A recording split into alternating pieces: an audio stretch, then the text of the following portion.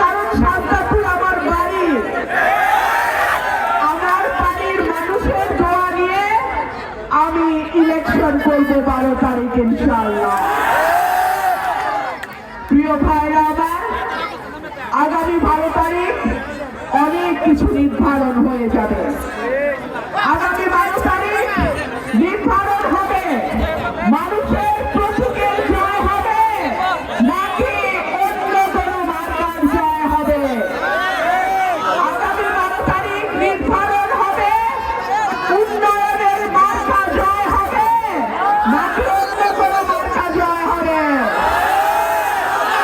আগামী 12 তারিখ নির্ধারণ হবে আপনাদের ঘরের মেয়ে জিতবে নাকি অন্য কেউ জিতবে। আপনাদের ঘরের মেয়েকে যদি জিতাইতে হয় আপনাদের প্রত্যেকে যত অসুবিধায় থাকুক ভোট কেন্দ্রে যাইতে হবে। আমার মা বোনদের কাছে আমার হাত জোর অনুরোধ, আপনারা ভোটের দিন সকাল সকাল ভোট কেন্দ্রে চলে যাবেন। অনেক সময় দেখা যায় মনে হয় যে ঠিক আছে একটু পরে যাই, রান্নাটা শেষ করি, দুপুরে খাওয়া দেই, তারপরে যাব না। সকালবেলা ভোট কেন্দ্রে চলে যাবেন। আর আমার ভাইদের কাছে আমার অনুরোধ, 12 তারিখ প্রতিটা কেন্দ্রের ফলাফল ঘোষণা শেষ হবে, তারপরে আপনারা কেন্দ্র ছাড়বেন। ফলাফল হাতে না নিয়ে কেউ কেন্দ্র ছেড়ে যাবেন না। আল্লাহ যদি আপনাদের দোয়ায়, আপনাদের ভোটে, আপনাদের সহযোগিতায় আমাকে একটি নির্বাচিত করে ইসলামপুর আমার দাদার বাড়ি থেকে শান্তাপুর আমার বাড়ি পর্যন্ত রাস্তা হয়ে যাবে ইনশাআল্লাহ। পলাশ থেকে শাহজাদাপুরের যে রাস্তা সেইটা কেন এতদিনেও কার্পেটিং করা হলো না?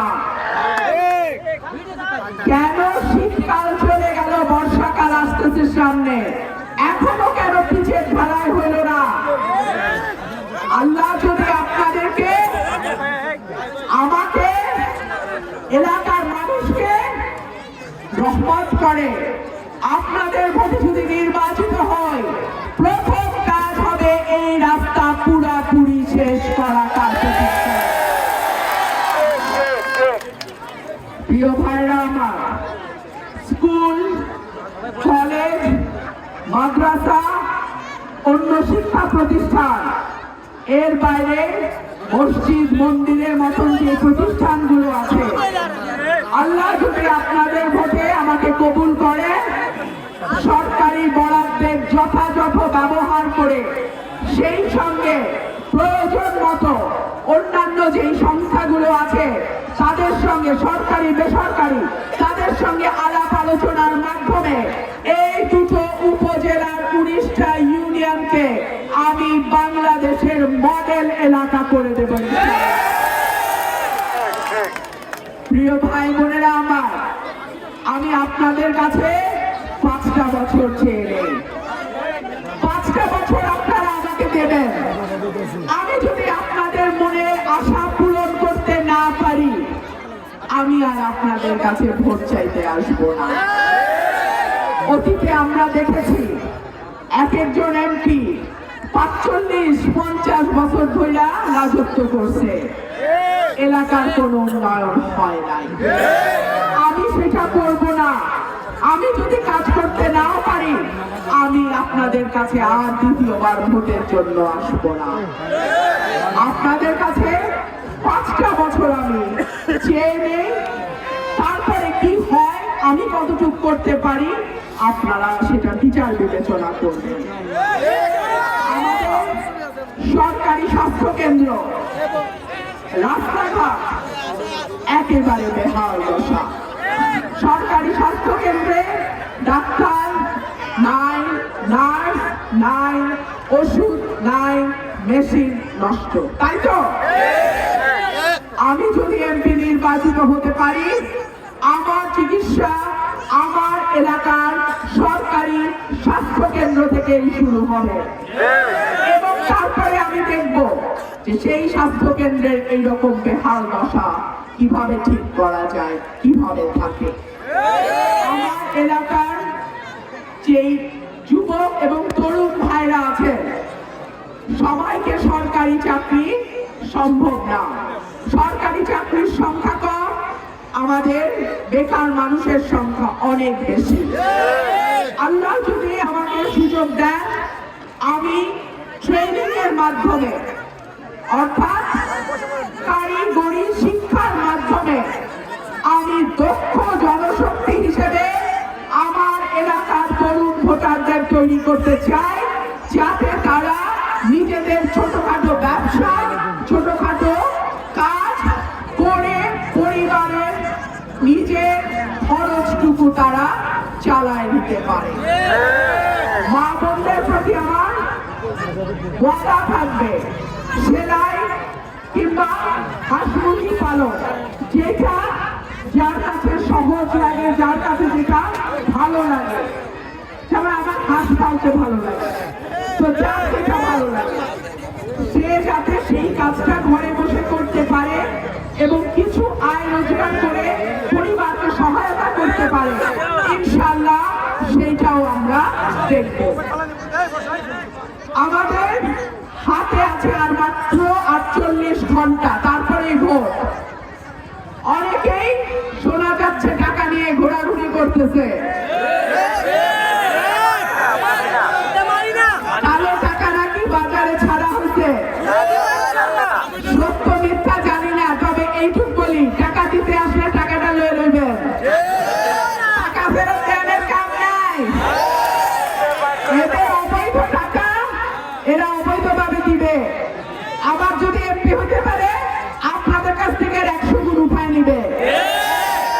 তবে টাকা লইবেন ঠিকই, ভোটটা দিবেন নিজের টাকা যাচ্ছে ইচ্ছা হাতটা লয়, ভোট দিবেন কইলাম হাসে। কি ঠিক আছে নি? একটা কথা মনে রাখেন ভাইরা আমার, আজকে যে অবৈধ 500 টাকা দিবে, সে কালকে আপনার বরাদ্দের 50 লাখ টাকা পকেটে ভরবে। অবৈধ টাকা না থাকলে অবৈধ টাকা দেয়া যায় না, আর অবৈধ টাকার উৎস হচ্ছে জনগণের হকের টাকা মাইরা নেয়া। গত 18 মাসে বড় দলের চাঁদাবাজি দেখেন নাই, ধান্দাবাজি দেখেন নাই, মামলা ব্যবসা দেখেন নাই, অনেক কিছু দেখছেন। আশা করি এইরকম চাঁদাবাজ, ধান্দাবাজ, মামলাবাজ, বাটপার আপনারা সেই রকম প্রতিনিধি বেছে নেবেন না। আপনাদের কাছে আমার বিনীত অনুরোধ থাকবে, আপনার ভোট আপনি দেবেন, দেখে শুনে বুঝে দেবেন। আপনার ভোট আপনি দেবেন, যোগ্য প্রার্থী দেখে দেবেন। আপনার ভোট আপনি দেবেন, সব যোগ্য মেধাবী প্রার্থীকে দেবেন। প্রিয় ভাইরা আমার, আপনাদের একটা ভোটের দাম কয়েক কোটি টাকা।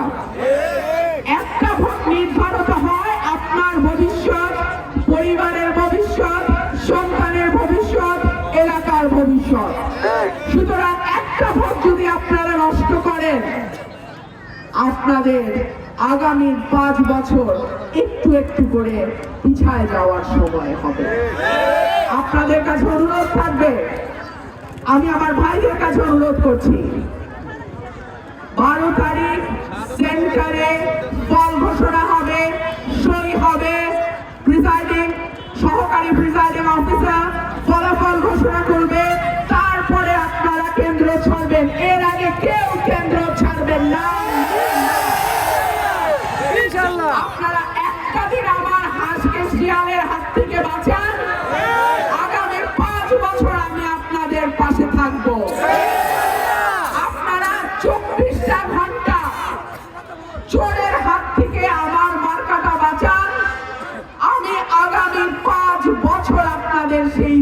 পরিশোধ করব। আর আমি মনে করি সাজদাপুর, শাহজাদাপুর, শাহবাজপুর, হুজুরতি, চান্দুরা, নোয়াগাঁও, নিয়ামতপুর, মলাইশ, ঢেওড়া, এই জায়গাগুলো আমার জায়গা। এইখানকার মানুষ, আমি তাদের আত্মীয়, আমি তাদের পরিবার, আমি তাদের মাটির এলাকার মেয়ে। আমার বাবা তাদের ঘরের ছেলে ছিল। আমার দাদা দাদির কবর এখনো ইসলামপুরে, আমি প্রতি সপ্তাহে সেই কবর জিয়ারতে যাই। আমার বাপ দাদাদের দোয়ায়, আমার পূর্বপুরুষের দোয়ায় আমি আজকে আপনাদের এত ভালোবাসা পাচ্ছি। আল্লাহ করে আগামী 12 তারিখ আল্লাহ যদি আপনাদের ভোটে আমাকে নির্বাচিত করে, আমার কাজ শুরু হবে ইসলামপুর থেকে শাহজাদাপুরের রাস্তা এবং মলাইশ থেকে শাহজাদাপুরের রাস্তা পাকাকরণের মাধ্যমে।